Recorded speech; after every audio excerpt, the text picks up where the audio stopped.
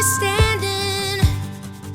standing on the edge of something big, and we're gonna make some changes. We're gonna make some changes.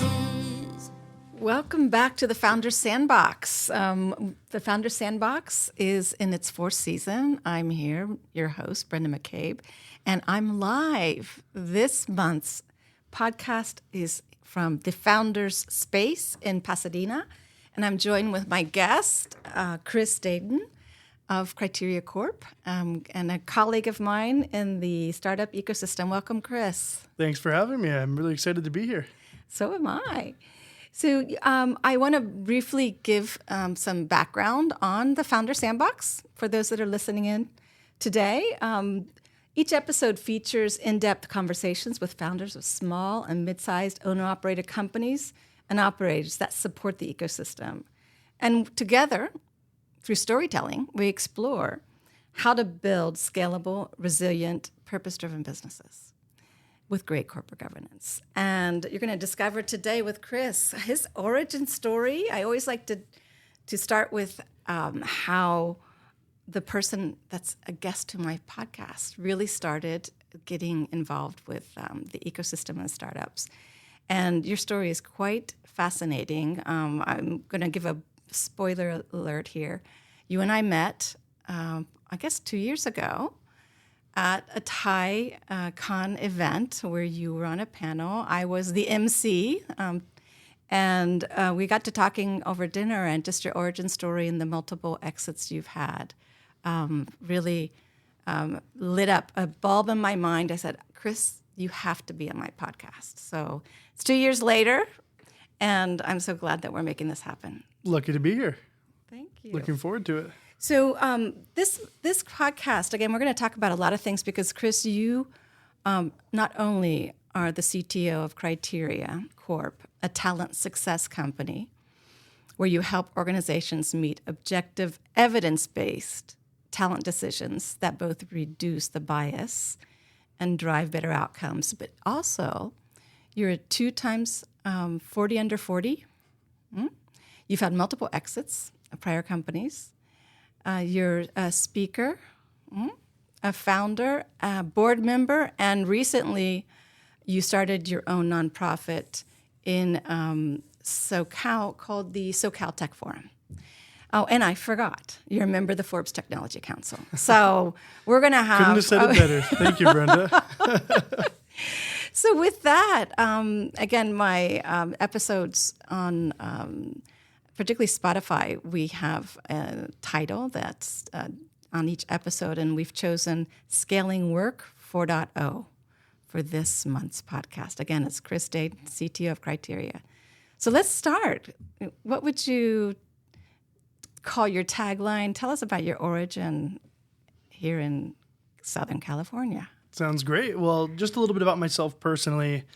I've been in tech for quite a while now. It's really the only career I've ever had working in tech. So I started in my youth, frankly. My father was a member of the British Merchant Navy. Wow. And, you know, you can imagine what that career involved. He traveled all around the world. Also, of course, gave me a lot of inspiration for the global companies that I run today and the teams that I've started around the world. So although my father wasn't directly in computer science, you know, that career of being in the Merchant Navy definitely shaped my global perspective. Yes. And when he stopped working in the Merchant Ship Navy as an officer, he started developing his own software for weather routing for large merchant ships and container ships. So what was amazing about that was it was ran out of a spare bedroom in my parents' house just upstairs while I was growing up there. And we used to even have a rack of kind of 4x4 Dell just desktop computers that were stacked on top of each other with a switch to switch between them. And we were running the workload that my dad made with his software there on those computers. So it was very visible and evident in my childhood. My first kind of internship was maybe when I was 13 or so, in the closet of that office we pulled the doors off and put a desk in it. And that was like my internship desk for the summer. So started with programming in the .NET ecosystem. So what year is that, more or less? Yeah, .NET was... It's probably like 2005, Right. 2006. Right. Yeah. So it was a great introductory language. Fun fact, there's a YouTube video online of me when I'm about that age. Oh, goodness. Doing a tutorial of how to make a calculator. So Do you want that in few your show people notes, have found Chris? that. No, I'll leave it to the public to find. But you can hear my very young 12-year-old voice in a YouTube love video, and it's still there. Yes. So anyway, that's part of my origin story for sure. That's what got me into computer science. My first company I started my senior year of high school. I was acqui-hired into an organization in Irvine. And then I got to join what I would call kind of a real company at that time, one that had engineers around the globe working on solving problems in SaaS for organizations of all kinds. So that's kind of where I kickstarted my career, spending the next maybe 8 to 10 years in Orange County, building companies. And now I find myself as the CTO of Criteria, which of course I'm not a founder of, but the energy that I like to bring to the team and the passion I have for what the next era of work has to offer, gives me that founder-like energy. Yes. So how long have you been with Criteria? Were you the first CTO? Were you an acqui-hire? Tell us a little bit about that. Yeah, great question. So Criteria has a great history, almost 20 years of science and just developing a great core platform that's been used by thousands of customers around the world. I've been there as CTO for the last 3.5 years. Okay. So when I joined, it was right after acquisition of a couple companies in Australia that were great additions to our product portfolio. And, one of my roles right away after joining was to help integrate those teams, finish retiring some of the technical debt that comes with acquisitions, and really just all the excitement around building for the next chapter of Criteria and making sure that I can contribute in my many ways to our success. So back to the tagline that due to your father's origins in the Navy, you have a wide global perspective. Tell me about those teams that you had in India before Criteria. Yeah. So, Yeah, look, I started doing business in India a little over 10 years ago. I was just reflecting on that last week. I had the luxury of visiting my team again. We also just created a new team for Criteria, so I was able to go visit them. We all got together for the first time. It was a lot of fun. But about 10 years ago, I started in a city named Indore, and that's in the state Madhya Pradesh. And when I started, it was a tier 3 city. And, I really stumbled across who is now my general manager for my last company. I stumbled across meeting him through like a development agency, and we really hit it off. And, at the time I was 18 years old and, was willing to take some risk, I guess, because I wanted to work with an engineer and had to build my product and company. And you know what it's like being a scrappy founder. That's and right. I just rolled the dice and said, sure, like, why don't you come work for me full time? Let's find your friends as well, and let's start a company together. And his name is Vikram. And to this day, he's still the general manager of my last company in automotive SaaS that I had recently exited in like 2021 timeframe. He's still operating that team. Company's going great. So that's been a lot of fun to see that success. But yeah, over a period of 10 years, it's become from a tier 3 to a tier 2 city. So things like basic infrastructure have been developed. So just so much fun and so much reflection there. I'm lucky to have, that's Criteria's new team is now my 4th India venture. So this is my 4th generation. Oh my goodness. So scaling work 4.0. So let's go back to Criteria. We, again, over dinner a couple years ago, you started talking about how the science of finding talent is really the bedrock of Criteria. And you've been there 3.5 years. Talk to us about that, the talent and the science that is driving this company's technology and being used today in hiring across the world. Yeah, I think hiring is one of those things that we don't always teach hiring managers or people in organizations. I think we were laughing about that. Yeah. If you're, say, a great senior software engineer and you've been coding for 15 years or something, I think it's assumed that when you get promoted into, say, an engineering manager role, you're now going to be a great hiring manager. And I think hiring science is something that is often underappreciated in organizations, particularly startups and mid-market companies who may not have the resources, right? Because to be good at hiring science, You're scrappy. you also have to invest resources in it, right? So really, you don't see most really advanced hiring science or like, psychology teams being involved in hiring until the enterprise level. So for Criteria, we're all about using technology to harness as many what we call talent signals as possible. So we have an assortment of assessment tests that can measure things like your cognitive ability, your adaptiveness, your personality fit to a job role. And we do that in rigorous and scientific ways. I think there are probably more ways to do hiring wrong than to do it correctly.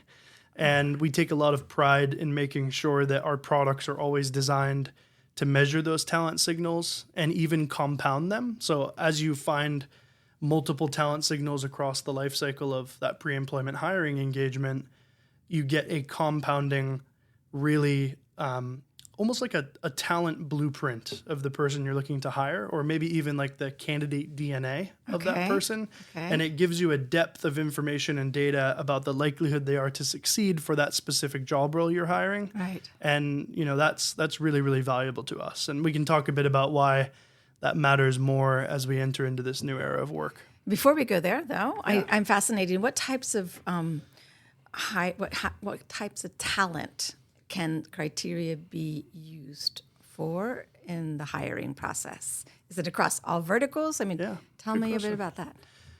Criteria is a pretty diverse company. So with 4,000 customers around the world, we are really present in maybe 20 different verticals. So that makes us pretty broad in who can use us for hiring. So, we joke around anything from, hiring for truck drivers all the way to rocket scientists. Like there's customers across the whole spectrum in engineering, venture capital, executive management, truck drivers for companies, frontline workers, all the way up to rocket scientists at companies. So, all right. So recently you were a keynote speaker in London, and you provided your closing thoughts on AI in the workforce. So I'm going to steal your thunder right now because you gave this to me and set it up. So Work 4.0 belongs to those who pair adaptive mindsets with distinctively human skills.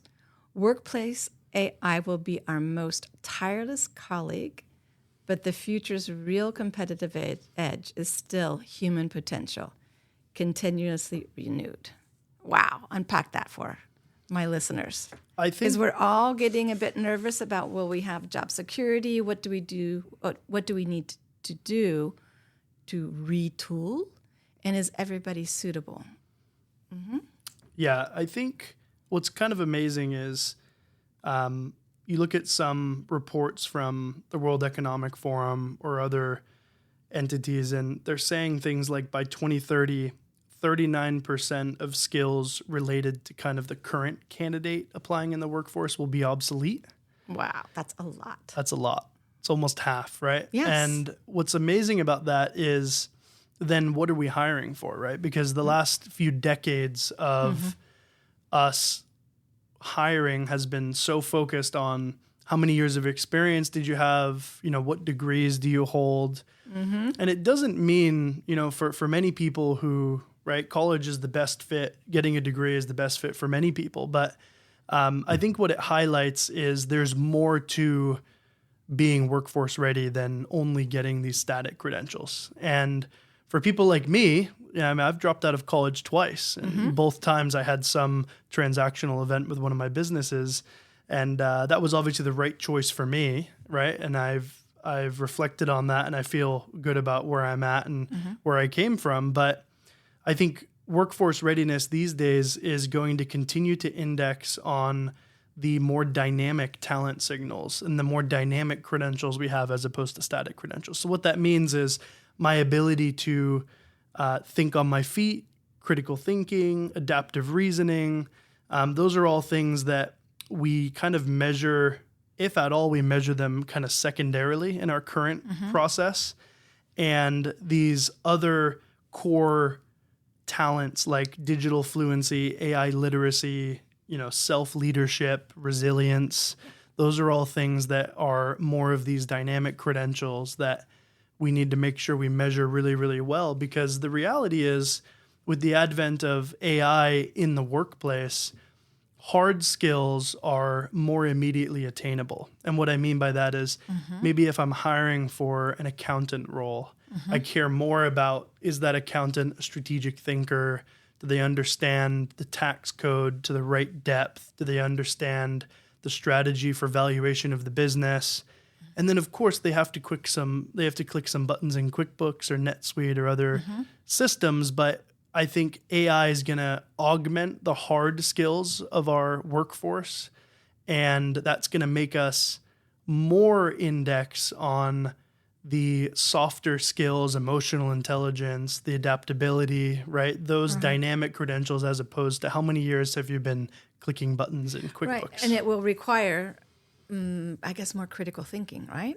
True. Right, because you will be, your day-to-day job will be augmented by AI, leaving you time to upskill or to make those critical decisions, maybe more,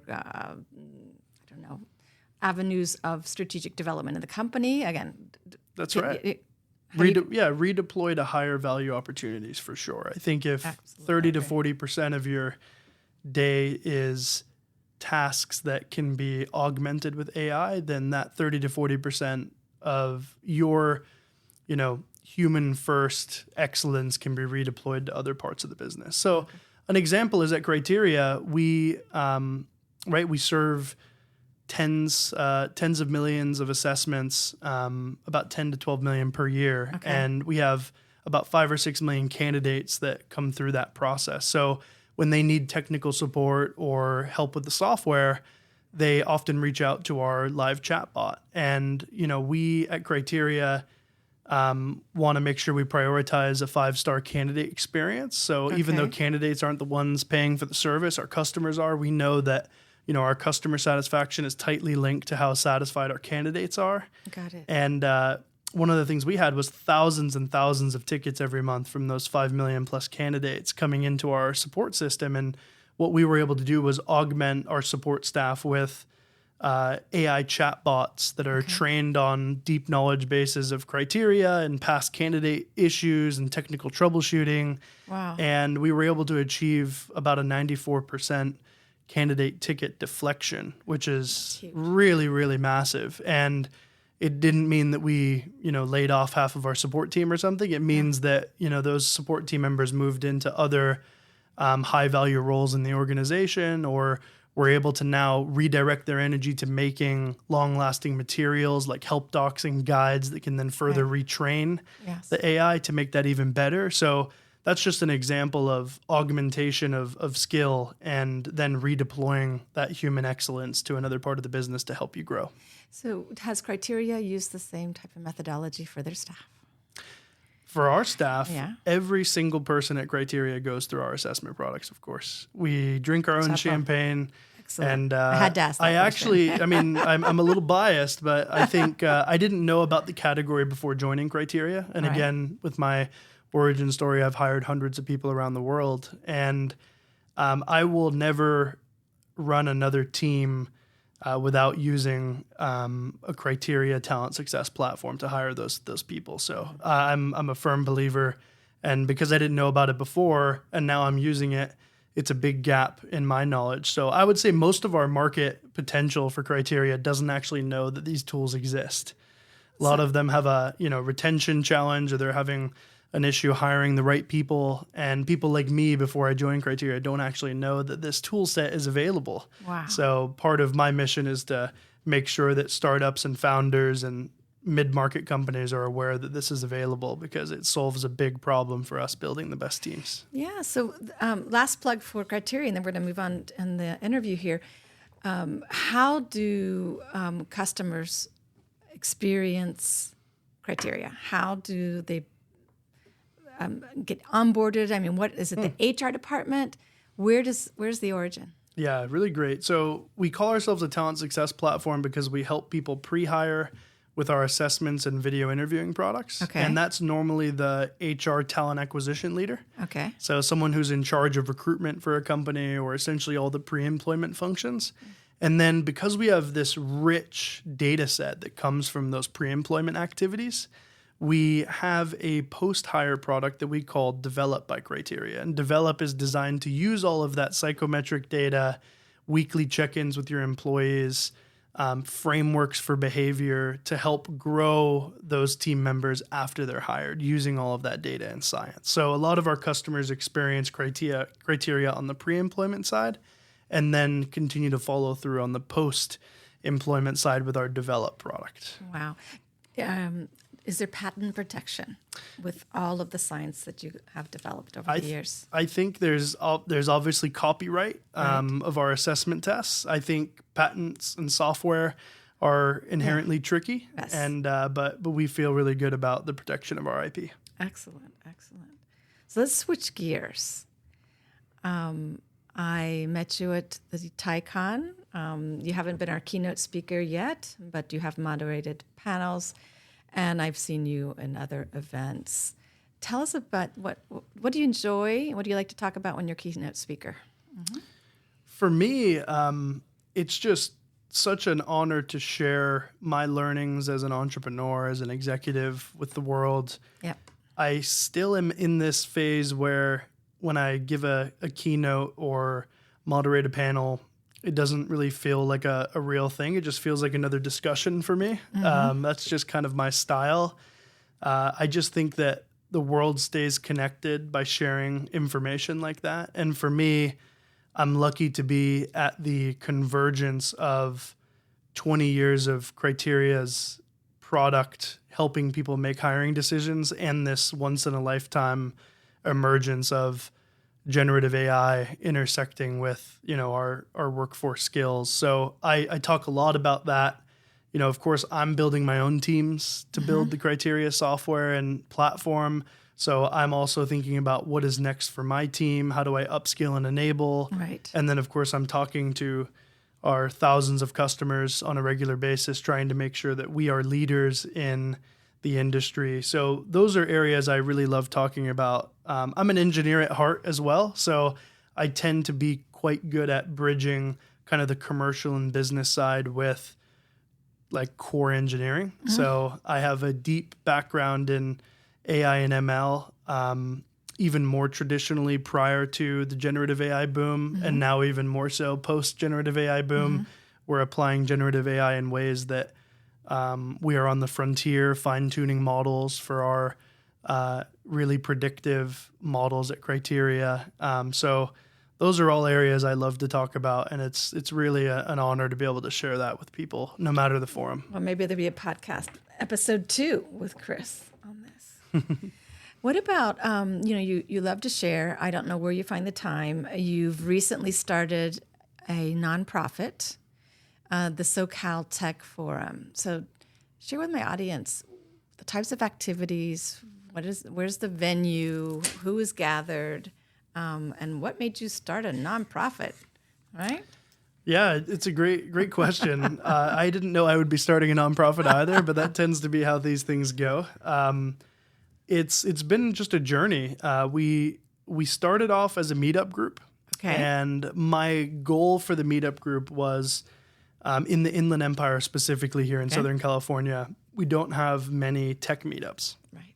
I'm, of course, networked well in Orange County and Los Angeles. And I think that particularly with these technologies that are in our day-to-day life, it's very important that we build community around information and knowledge sharing so we can all learn and get up to speed on AI. A lot of business owners are going through transitions with their workforce, with their team that just were never really imagined. So For us, we started this meetup group in the Inland Empire because there was definitely a market gap in getting together. I started off paying for and hosting the events, breakfast, etc. And we had so much good interest. We had sponsors that decided to volunteer to support, starting with a company called Clatch Coffee in Rancho Cucamonga, who has a deep history of roasting coffee and brewing technology in Rancho.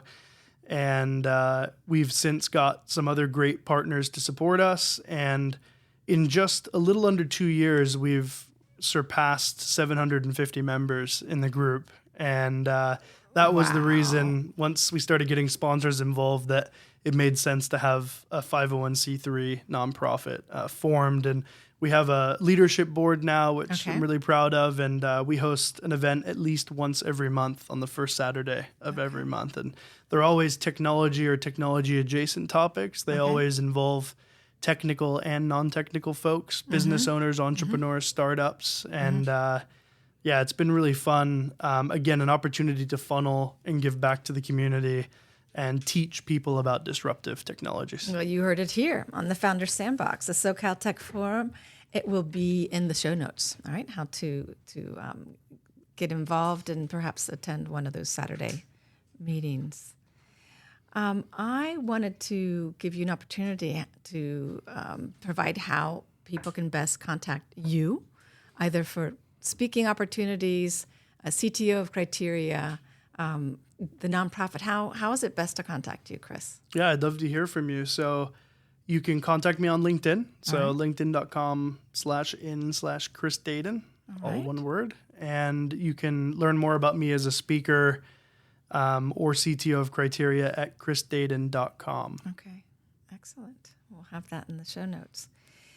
All right, I want to bring you back to the Founder Sandbox, all right, which is the platform and the podcast. I really get excited about this part of the podcast. I work with my clients on resiliency, scalability, and purpose-driven, right? All with great corporate governance. I always like to ask my guests what the meaning of each of those three words has for them. And each of my guests has a different interpretation. And it's just a lot of fun to listen to resiliency. What's resiliency for you, Chris? I think it's appropriate that I answer that in light of kind of Work 4.0. Yes. So for me, when it comes to resiliency in Work 4.0, it's about the art of constantly reinventing yourself, but in faster cycles. Wow. And I think what's really important to everyone is that in Work 4.0, hard skills can become obsolete quicker than before. And that reinvention is critical to really being resilient in this new market. Wow. How about scalable? You've scaled a couple companies. You've been an acqui-hire. What does scalable mean to you, Chris? In Work 4.0, scalable will mean adequately augmenting the talent you have in humans in your organization with the ability to harness the true power of AI, and to do that without losing culture or trust. So I think many organizations think of the first half of that. Very few of the organizations can execute on human plus agentic AI and also maintain trust and without losing culture. Have you seen any best practices? This is a little bit off script in terms of companies that have or are scaling, right? Because this is just scaling really quickly in the last year or so. Sure. And are there any best practices out there in building that trust? Yeah. I think having a real holistic AI strategy is key. And one main component of a holistic AI strategy is how can you get tools to the fingertips of every staff member in your organization so that it's embedded in their workflow?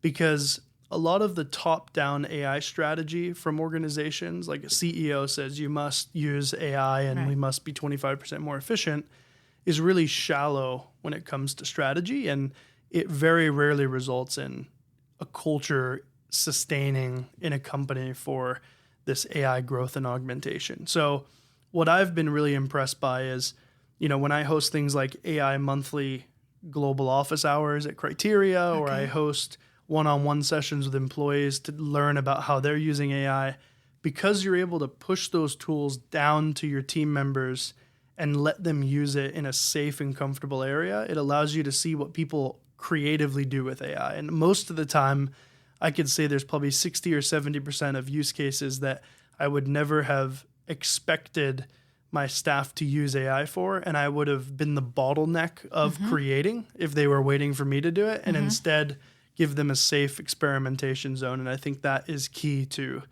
a sustaining AI strategy for a company. So your best practice is actually a Criteria, from what I'm hearing here, and it's very becoming, because I like to talk about playfulness in the sandbox, right? I read recently, it was an EY study, I think it was this last week, that about 40% of employees that are forced to use AI tools give up after a month. They don't see the utility in their day-to-day tasks they're doing. So there is something to what you just said, building trust, but building it from the bottom up. Yeah, right? I resonate with that for sure. And I think the only way people break that barrier is by seeing their colleagues successful with it. Okay. Very rarely is a demo from an executive leader going to be, it might be enough to begin a culture of AI. Like, I had to do a lot of demos and show people kind of the art of the possible. Okay. And then as soon as I saw pockets of AI, intelligence in the organization, the quicker you can elevate those people to lead and present their findings, the faster you build up kind of the natural human competition between your team, and everybody all of a sudden will get more behind it. And that's really important. I think you've reached a point of success in your AI strategy when you were once leading the AI learning sessions and now you are not. How cool is that? You heard it here in the Founder Sandbox. All right, purpose-driven. What's a purpose-driven enterprise for you? Mm-hmm.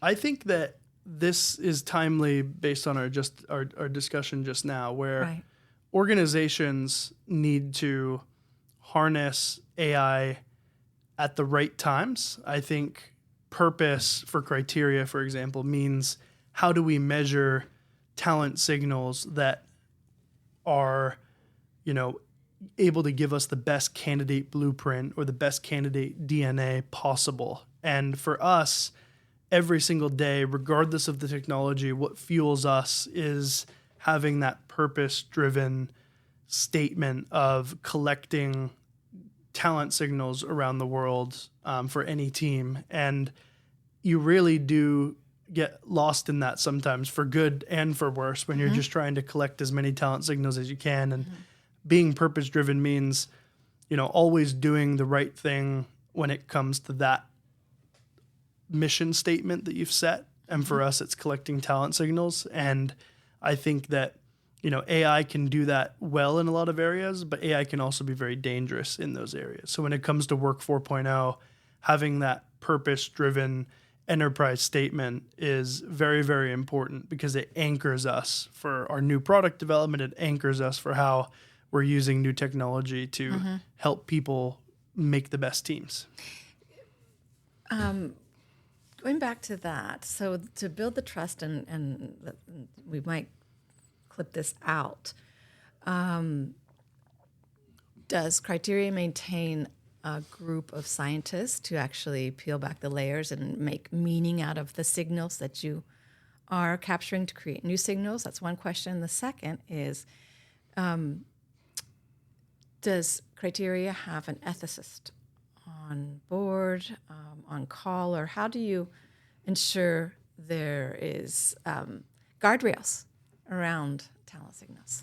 Yeah, those are really great questions. I think for Criteria, when we say we're rooted in science, it wouldn't mean very much if it was just a bunch of engineers and product managers kind of deciding what science is, right? So for us, we take a lot of pride in our product IO psychology team. So a lot of them are industrial organizational psychologists by trade that are working full-time for Criteria. And their role is assessment development, assessment validation, and particularly in the light of fine-tuning AI models. They are very, very hands-on in creation of those models, validating those models.